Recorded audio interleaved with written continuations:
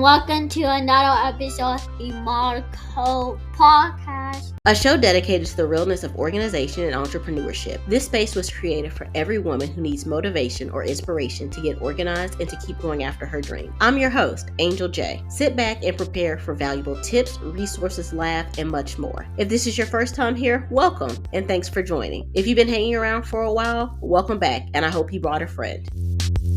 Hello, everyone, and welcome to another episode. Today, I am talking with Miriam Ortiz y Pino, CPO, simplicity expert and money breakthrough business coach, entrepreneur, writer, creator of the Streamlined Solutions. She works with entrepreneurs and other busy and creative people to craft environments where you connect the control you crave and the freedom you desire while building wealth through organization. Miriam holds a certificate in workplace productivity, residential organizing, courageous coaching method, fire starter sessions, sacred money archetypes, and money breakthrough business coaching. Everyone, let's welcome Miriam. Miriam, how are you? I'm so happy to have you here. Is there anything else that you would like to share before we get started? No. Sometimes I listen to my bio and my intro and I'm like, gosh, I've done a lot of things.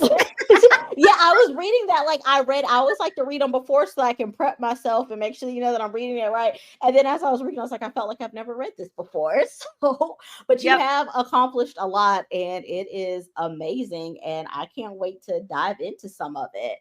So how long have you been organizing and how did you get started? So I've been organizing professionally since the year 2000, but every job I've ever had, I was the person that went in and went, oh, this could be better. Or why isn't this over here? Set that up. And then before that, in my family, my dad's not the best timekeeper and my mom wanted to be really organized, but she was one of those people that would get overwhelmed if she was too busy. So the systems would fall apart before she got in the habit of using them. And I was the one always walking around fixing it behind the rest of the family as they messed it up. So, I love that.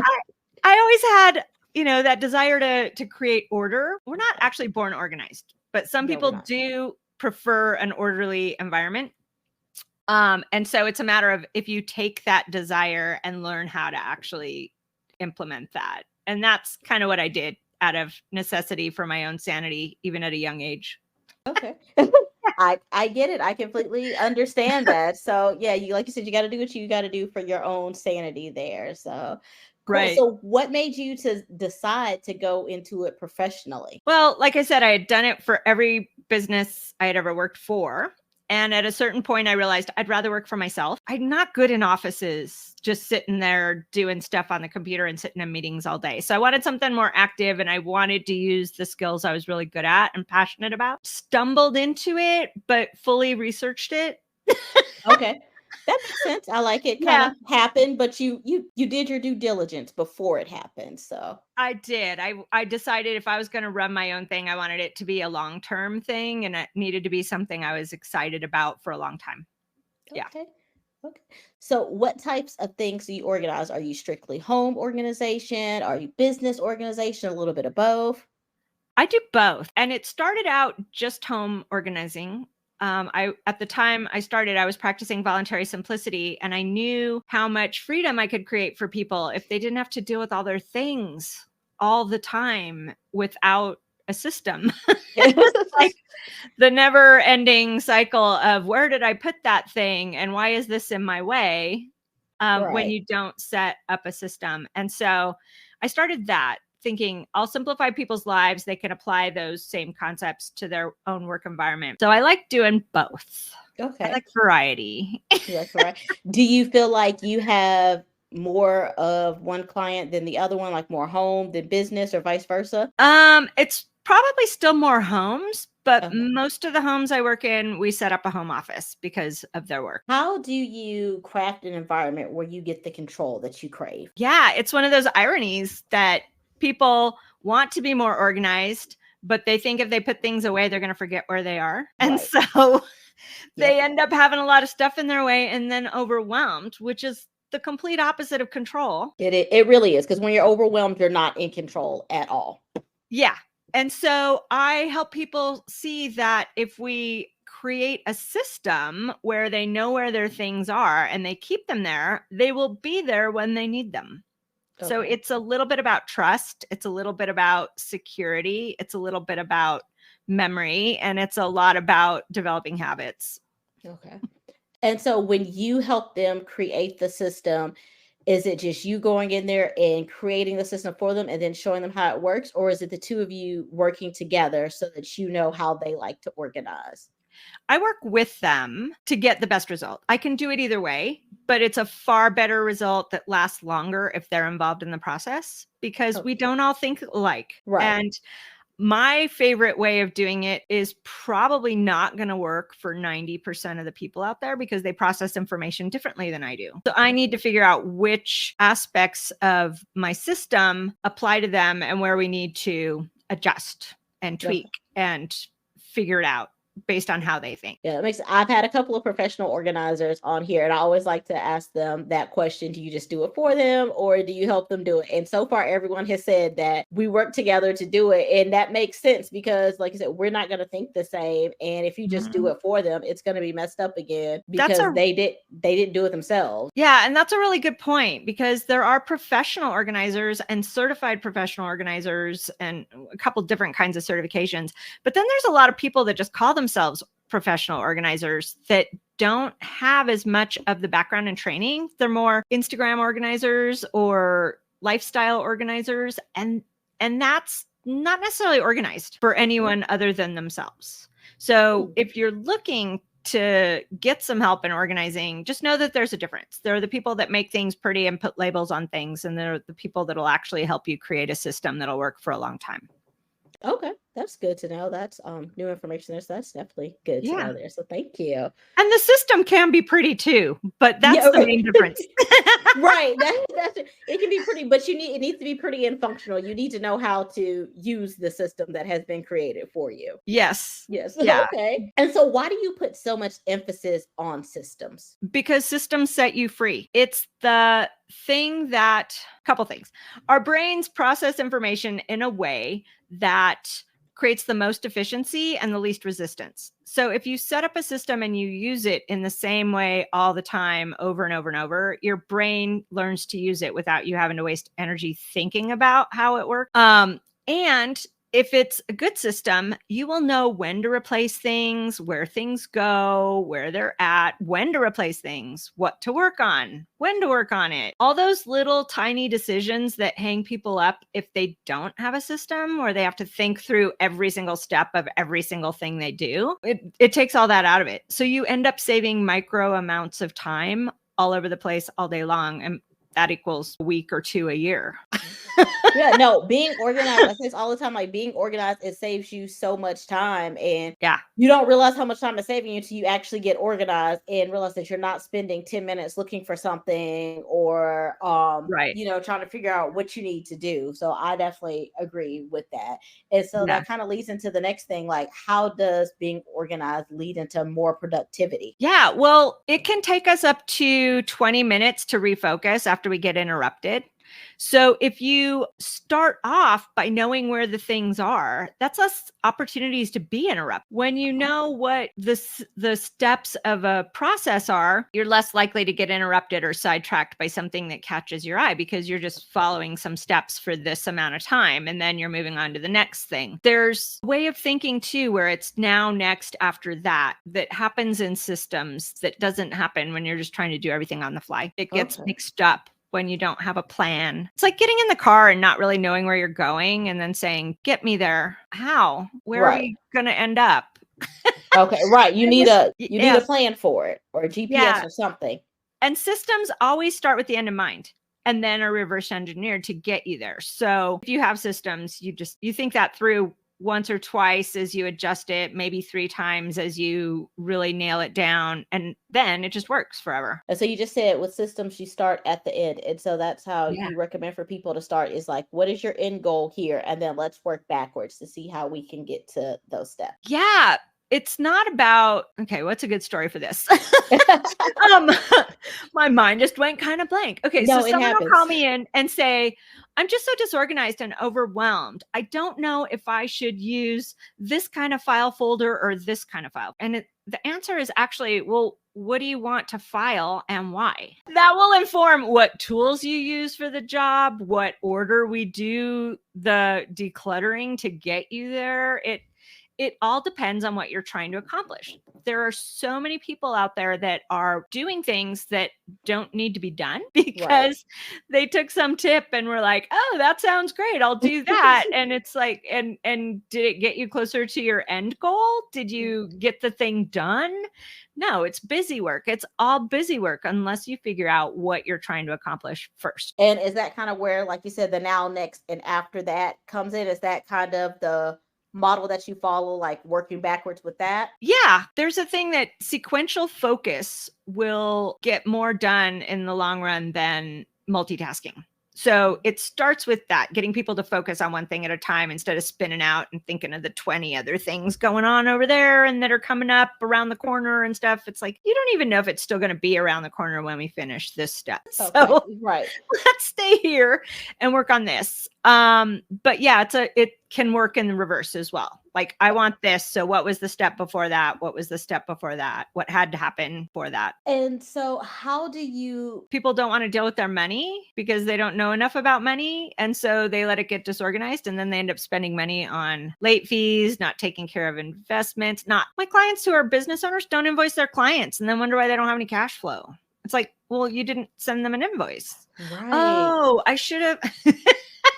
It's those little things. So I also think how you do money is how you do everything, and not how much money you make, but your relationship with money. So if you're always avoiding and putting it on the back burner, you're not going to have great cash flow because you're avoiding it and putting it on the back burner instead of welcoming it in with open arms. And so by setting up the systems where you can track your key money things, which bills you have to pay, when they're due, what accounts they're coming out of, what's your debt, what's the interest rates, it's not rocket science. It's some basic how to read a statement kind of stuff that empowers people to be able to make better decisions about their money. And it starts with knowing what you have. The number of people that don't even know what credit cards they have is kind of scary to me sometimes. When I stop to think about it. It's like, wait, you didn't know you had this credit card? How do you not know you have? Right. Did you sign up for it? Like, did you need to contact somebody and let them know that it's not actually your card? Right. Like, you had to get it at some point in time for some reason. So, like I said, unless it's fraud, like, I think you should, that's something you definitely need to know is what credit cards you got. So, well, and there's so much power in actually just knowing what you have, whether it's money related or just what's in your pantry to cook dinner with tonight. Like, what do you need to do to make that happen? Yeah, I agree. You need to know a little bit of something, what's going on to get you there. And you can kind of maybe, figure out the rest of the way through it, but you at least need a starting point so that you can have some place to start with it. So you can evaluate, how many channels do you have this month? And do you need to churn something because you're not even watching it? Or are you going to pay $90 a month on things you're not using? Oh, yes. That really gets you. That's like, coach on for size to see if they're a good fit, or this marketing solution. And then you're like, oh, I don't need any of those anymore. I went with this other program. And I've been paying for this for, 3 years. I do like that. I am noticing now that a lot of systems are, when they're offering the free trial, they're doing it where you don't have to put a credit card in. So I think that's really good. Then, of course, they send you 800 emails about it. But I do like that they're not asking for a credit card. So I think that's very helpful to some people. A lot of people. Control you crave. We end up signing up for these things and then getting mad that we get emails about it. It's like, you could take control and unsubscribe to the emails. Right. You could.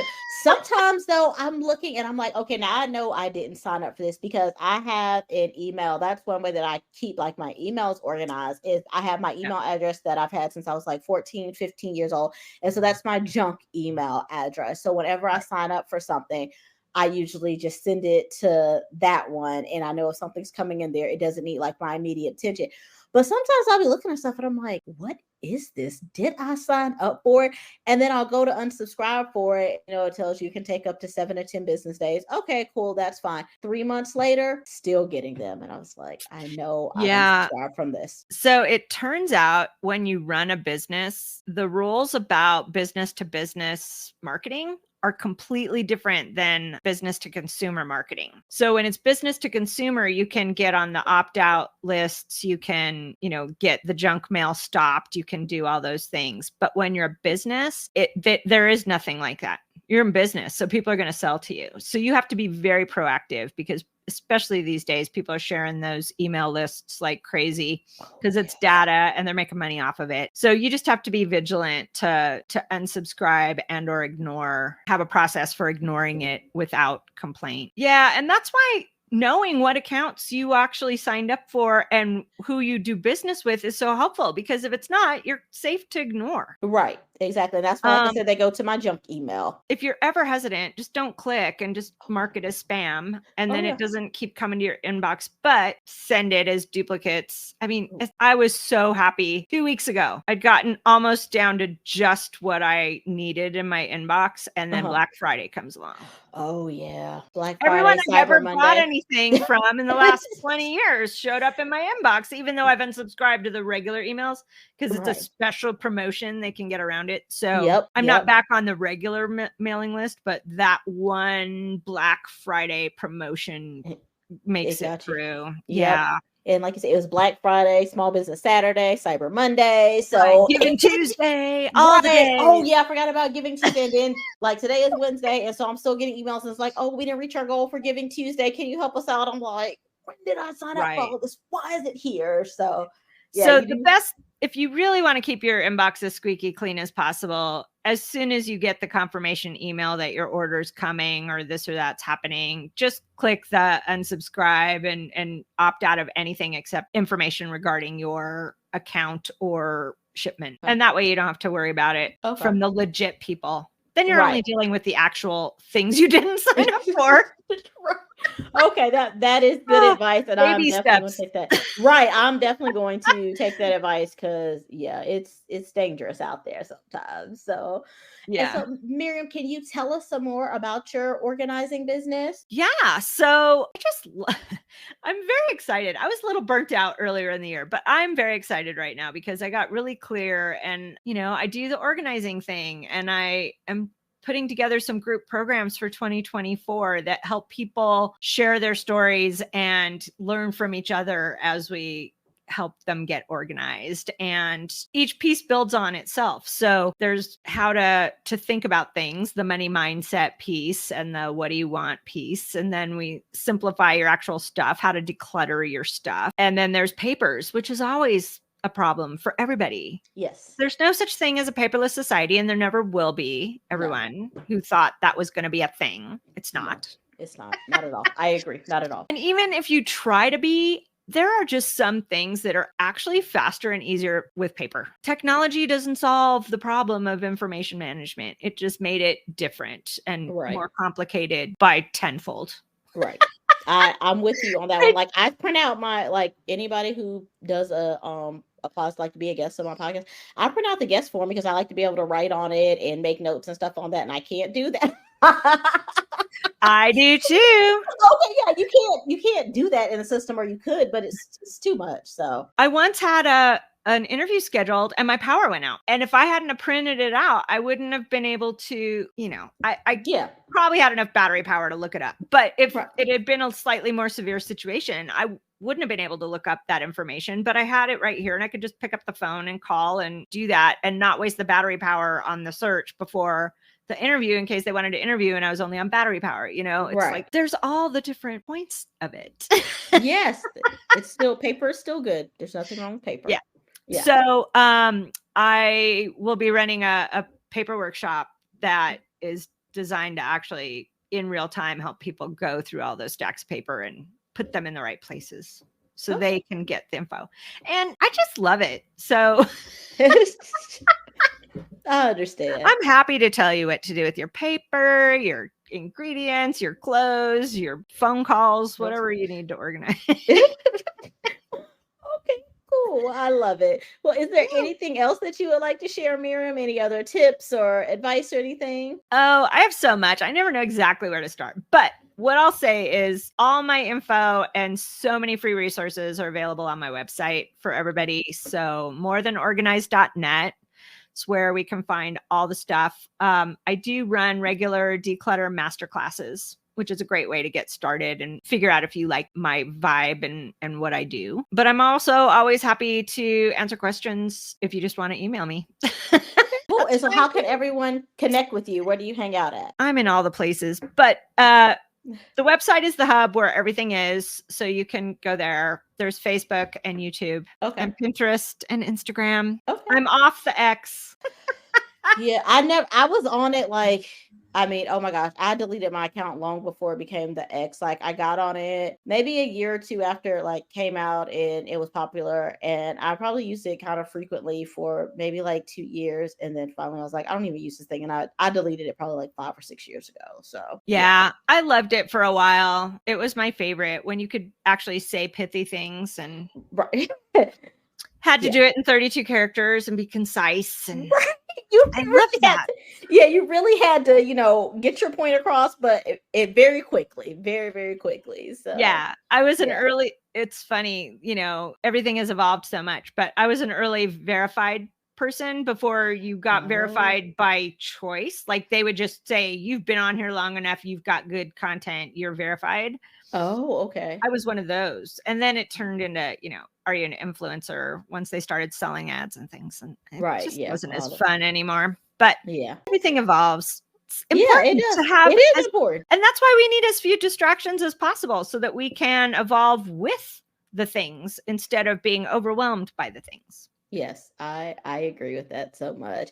Well, Miriam, thank you so much. And I will get all of your information linked in the show notes so that people can easily find you and so that they can also grab some of those freebies. So thank you so much for being here. And I enjoy.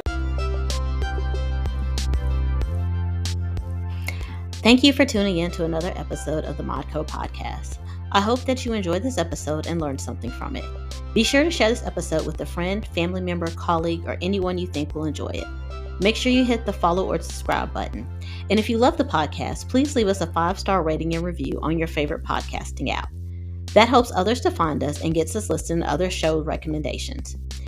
So you all know that I run on coffee, and so does the show. If you'd like to buy us a coffee, you can do so by clicking on the link in the show notes. Thank you so much, and chat soon.